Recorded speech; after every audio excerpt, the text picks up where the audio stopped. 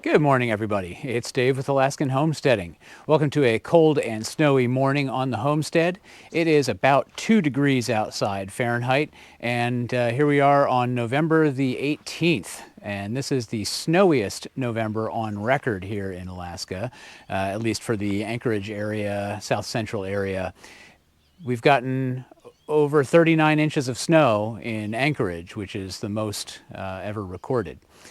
So today I have a tractor maintenance day video for you. I've got a handful of tasks that I need to get done. First, I need to get this thing cleared off, and I want to install some tire chains. I got the tractor stuck the other day, which was super embarrassing. Fortunately, I did it here at home, and my partner was here to help me pull it out with the pickup truck, so no harm done, other than maybe a bruise to the ego. Besides the tractor chains, I want to check the oil, maybe top up the hydraulic fluid, and just sort of give a general once-over. I want to get some more grease into the loader pins and everything else. So a pretty good assembly of activities to cover here today. Anyhow, let's get started.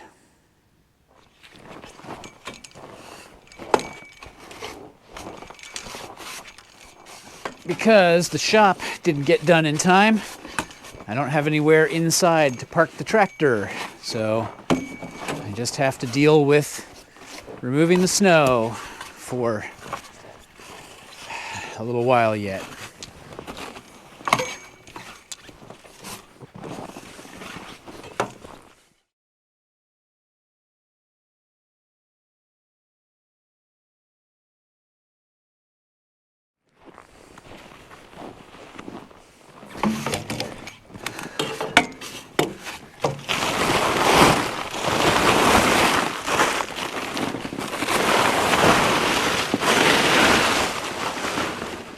Luckily, this is nice dry snow, and keeping the tarp over the station here is pretty helpful.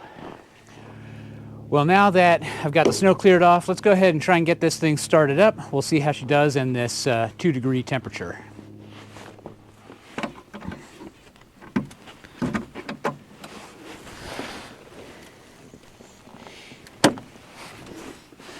All right, glow plug went. No problem.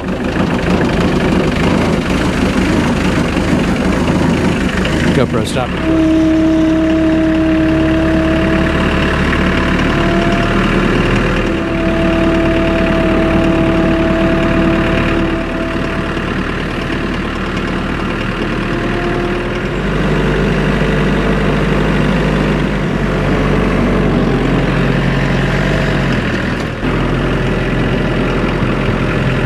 When I'm back dragging like this with the bucket angle down, I'm going very slowly, and I've got the loader in float mode, so it's not really exerting much downforce.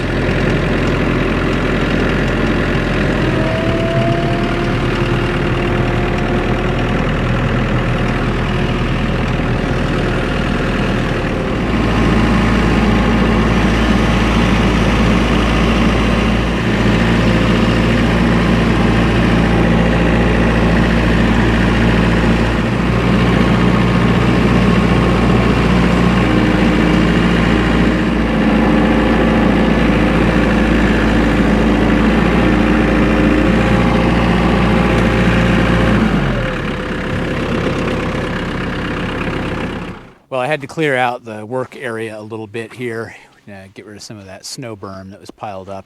And now I want to get started getting the chains on the tractor.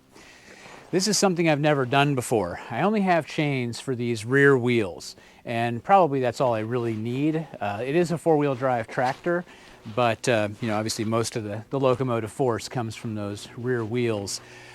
When I was doing some snow clearing the other day, I managed to get the front wheels stuck in a little bit of a rut, and even engaging the rear locker on the tractor, the locking differential, I couldn't get it to back itself out of that hole that I dug.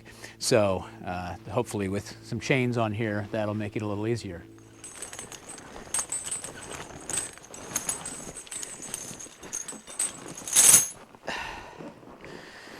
Now, one thing I'll note is I have never used these before, and frankly, I've never put chains on any vehicle before.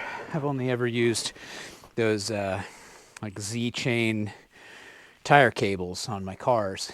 These chains must be, I don't know, 50 pounds. So they're a little unwieldy to drag around. But I think my procedure is going to be to just spread them out here, drive backwards onto the chain a little ways, and then pick the chain up, bring it over the top of the tire, and then hook the ends together. We'll just see how that goes. All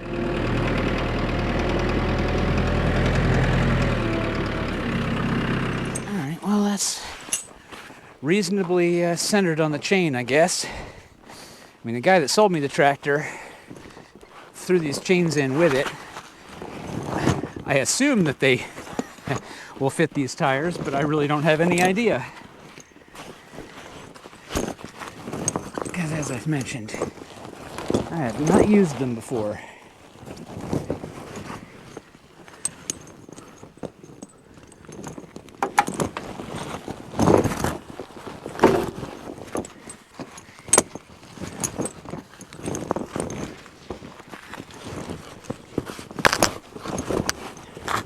All right, we're getting there.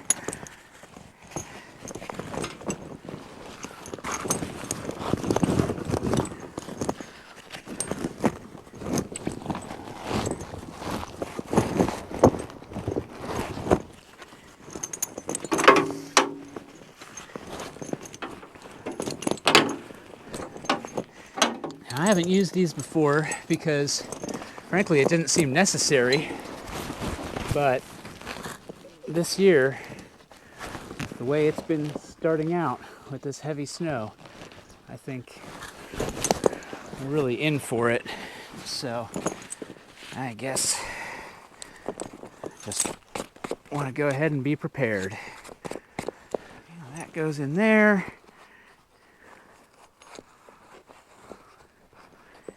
I've met the first challenge, first little obstacle. So this is all packed full of snow, and this little hook has to go through there to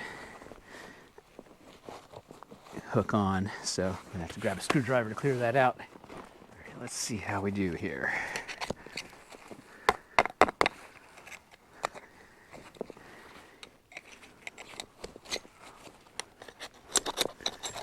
There's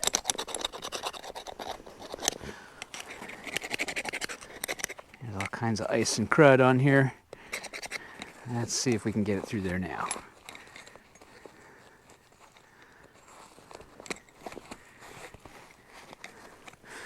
I checked these when I was inside to make sure that they would in fact go through, but there's just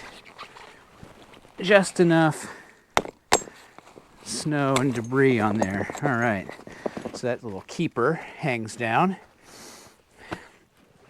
Getting the one through on the inside is going to be an interesting trick. Put down some cardboard here to lie on while I crawl underneath here. Take you guys with me, see if I can find a good vantage point for you.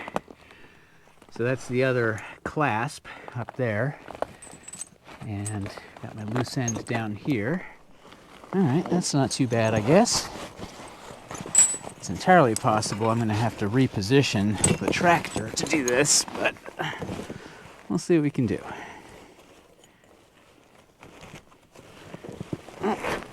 Looks like we're winning.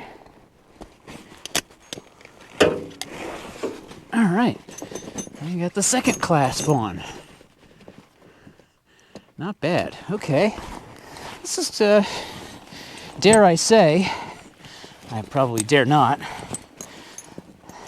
This is going better than anticipated. Maybe I should just back up so that I can get the chain repositioned on top so I don't have to lie in the snow. That'd be pretty smart, I guess.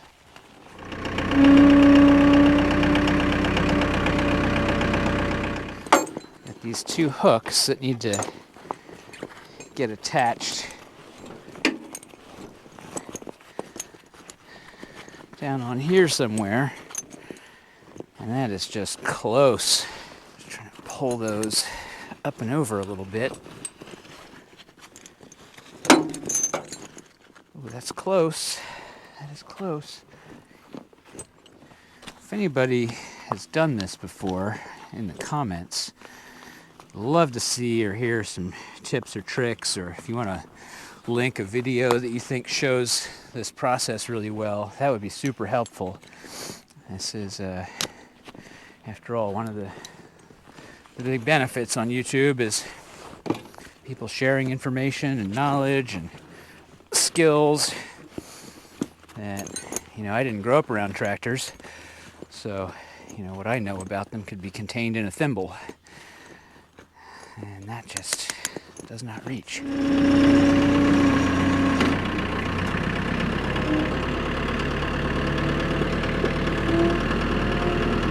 Alright, do I feel that I'm getting closer? Maybe. I've got one side hooked. Can I get another side hooked? Oh, there we go. Yes. This took a little jockeying and repositioning just to get it set just so. All right.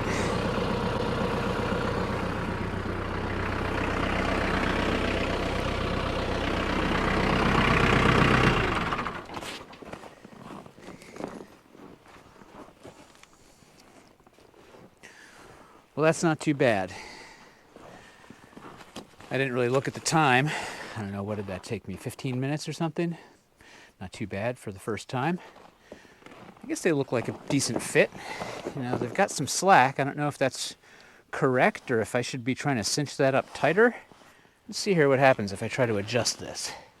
And then the other question, of course, that goes with that is, should I get that one link tighter? And I don't know if I should. I don't know if these are supposed to hang loose or if they're supposed to be really tight on the wheel. I think I kind of like that a little tighter so it's not flopping around so much. Because I think that if it's tighter, there's less of a chance of that clasp coming undone as the wheel turns over. That should make things a lot easier on me, because I know I was slipping last year in some of the ice, but I just didn't really think I needed to get it chained up. Okay, well, I'll spare you watching me put on the other chain. I've got a bunch of other tasks to do.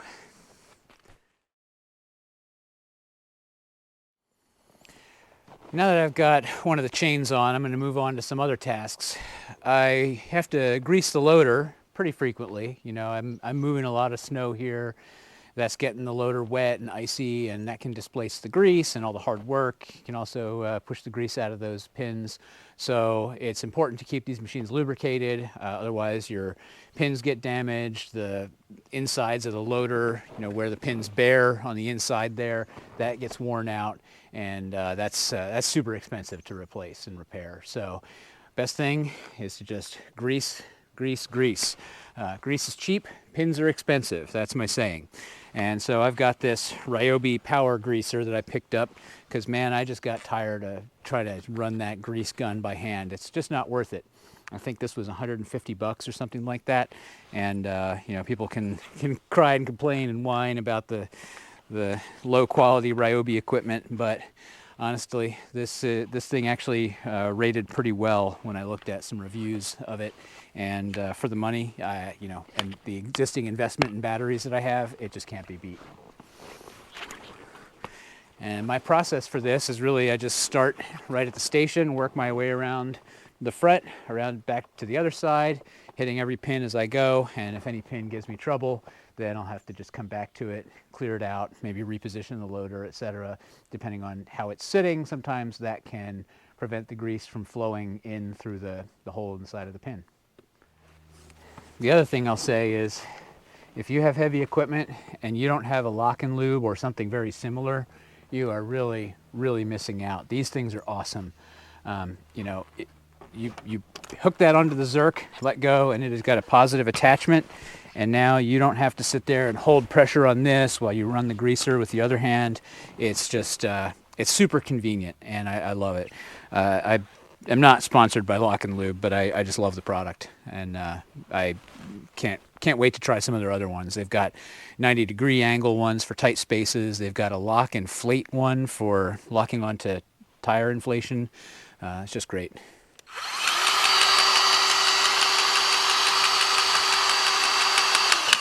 Looks like we haven't picked up any grease yet inside, so let's give that a second. There we go. Now we've got it.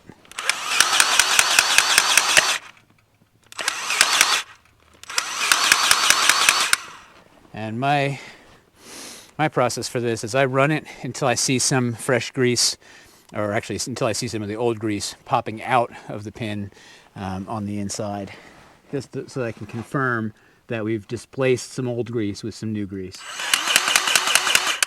Yeah, there we go. That one's good. Yep. 10 to 15 pumps on this thing seems to be about how much it takes, at least on these large pins. And so I'm switching colors of grease. The last grease I used was blue. I forget what brand it was. But now I've got the red and tacky in here, and it's an experiment I'm trying just to sort of give myself a visual indicator of when I've really cycled through the next type of grease. Yeah, see, this pin is a little stuck. We are not getting good penetration on that one. All right. Ooh, yeah, that grease is starting to get gummy now that it's been outside for a few minutes getting cold. Let's see if I can show you some of this grease coming out on the inside. There we go. See how it just emerges from the other side of the pin? That just lets me know we've displaced some old grease with new grease. And actually, I think you can even almost tell, I don't know if the color is going to come out, but it looks like some of the red and tacky has found its way out as well. Give this one another try. I'll have to maybe come back to that or position the loader differently. Yeah, that one's not going to do it. This thing has a lot of grease points. Pretty much every piece of heavy equipment with any kind of articulating parts is going to. These littler ones, heard that only took 8 shots. Yeah, these lower pins maybe are bearing some weight right now just because of the way this is sitting. Maybe if I release the pressure from the hydraulics, that'll come down and rest.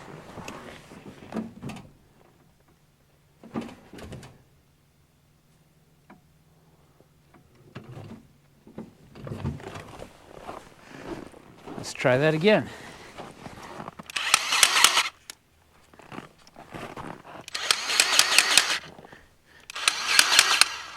Yeah, we lost our lock on there. And I need to get something to wipe this off with. That is just a big ball of mess. And I don't want that all over the place out here. Don't need to be tracking grease into the house. I really want to get fresh grease in here because it's been a few hours of operating time. Different people have different rules of thumb. I think you should probably get grease in there maybe about every 10 hours of operating time for the type of homeowner level work I'm doing. But it's always going to be dependent on just how hard you're working the machine and what kind of conditions it's in and all that. So there's really no one correct answer to this. The only correct answer, as far as I'm concerned, is grease is cheap and pins are expensive. Change the position, change the angle.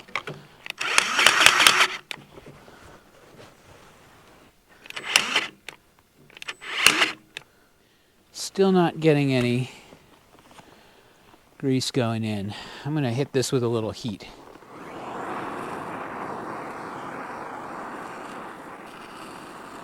Nothing like the smell of burning grease. Yummy.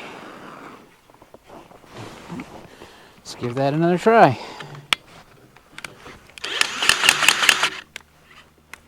Oh, there we go. Yes, finally. A little bit of grease escaped. That's enough for me to be satisfied that that pin is lubricated again.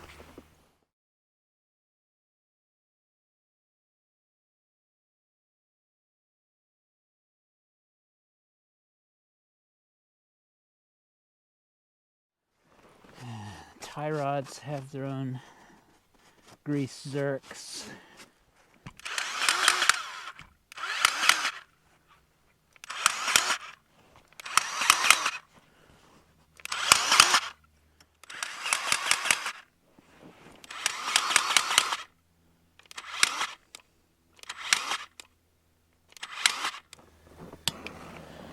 Just gonna gently warm this up. Don't want to damage the boot any.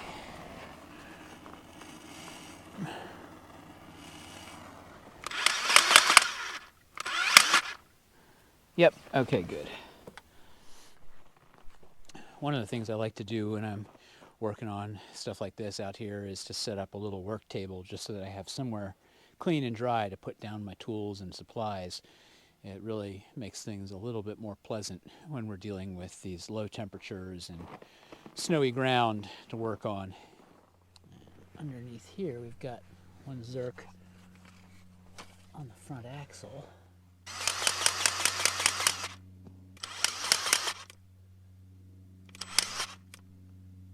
There we go, just creeping out.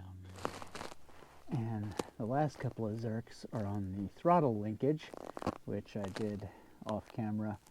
They're kind of a hassle to get at here. I'm lying on the ground underneath the tractor in the snow, but I managed to get those guys filled up. Like, oh, here we go.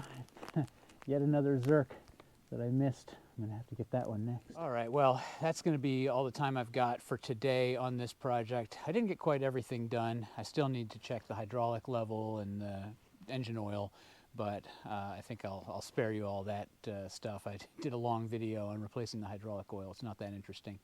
But at any rate, it was good to get out here, get the chains on, get the loader lubricated properly, and just kind of give a good look over things underneath. I've been working the tractor pretty hard with all this snowfall, so it's good to take care of it.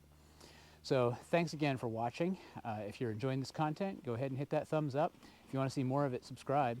If you've got something to say, you've got a tip, a trick, some kind of piece of information that you think I missed, that'd be awesome. Put that in the comments, and we'll see you in the next video.